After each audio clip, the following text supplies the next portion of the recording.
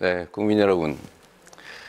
지금 내란 얘기를 하는 이유도 아마 권영국 후보의 마음은 이 내란 때문에 경제가 이렇게 나빠졌다. 그래서 책임을 명확하게 해야 그다음 해결책이 생기지 않냐 이런 뜻으로 저는 이해가 됐습니다. 뭐 저도 거기에 공감이 됩니다. 일단은 아마 우리 많은 후보들께서 현장을 다녀보시면서 느끼셨을 겁니다. 정말로 시장, 골목, 서민들 너무 어렵습니다. 특히 자영업자들이 완전히 무너졌습니다. 이 자영업자들께서 매출도 오르지 않을 뿐만 아니라 물가도 오르고 해서 지금 평년보다 지금 10만 명 이상이 더 문을 닫았다고 합니다. 물론 새로 신규 창업하는 경우도 줄어들어서 가게들이 정말로 많이 공실이 생기고 있습니다. 저는 그래서 이 문제를 한번 근본적으로 되짚어보자. 김문수 후보님께서 이제 소상공인 자영업자에 관한 정책들을 여러 개 내셨더라고요.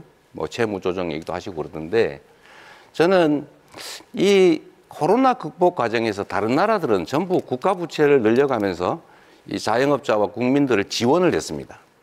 근데 우리나라는 정책 방향이 좀 바뀌어서 다 국가가 빚을 안 지고 국민들한테 돈을 빌려줬어요. 그래서 국민들이 빚이 늘어났습니다.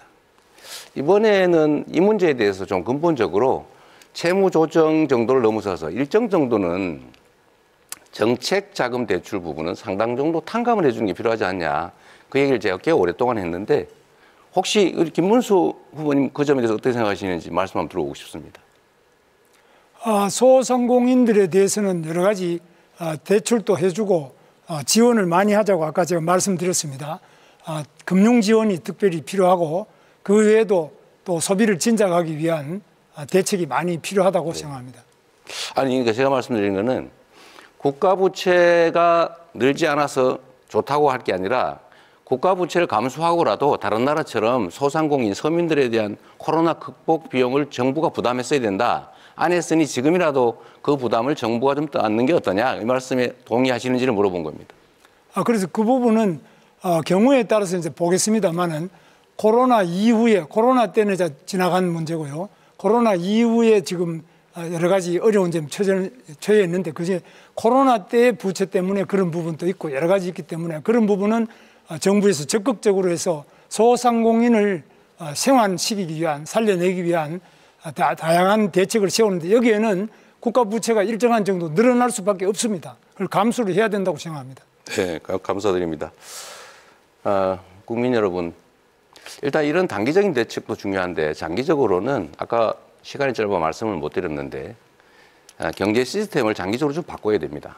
그러니까 지금 이 정부처럼 무슨 R&D 예산을 대폭 깎아가지고 예산을 아낀다고 해서 아예 기술 개발의 길을 막는다든지 이렇게 하면 절대 안 되죠. 첨단 AI를 포함한 첨단 산업들을 대대적으로 육성해야 됩니다. 그래야 새 길이 생깁니다. 두 번째는 이 정부가 정말로 잘못한 것인데 재생에너지 산업을 탄압을 했는데 재생에너지 산업을 적극 지원해야 됩니다. 거기서 재생에너지 생산 과정에서 또는 공급 과정에서 또는 재생에너지를 활용하는 글로벌 기업들이 또 들어올 수가 있겠죠. 세 번째는 문화산업들을 적극 육성해야 된다고 생각합니다. 다음 부분은 좀 달리 논의하겠지만 우리 이준석 후보는 어떠세요? 저는 문화산업이 우리가 상당히 기회가 많다, 영향이 된다고 생각하는데 혹시 이런 문화산업 그 진흥에 대해서 생각해 보신 게 있으면 말씀 좀 듣고 싶습니다. 당연히 문화산업 같은 경우에는 저희가 앞으로 관광산업과 더불어서 키워나가야 되는 3차 산업의 핵심 과제고요. 저는 바우처 사업 같은 것을 통해 가지고 문화의 소비를 늘리는 것이 필요하다 이런 생각을 하고 있습니다.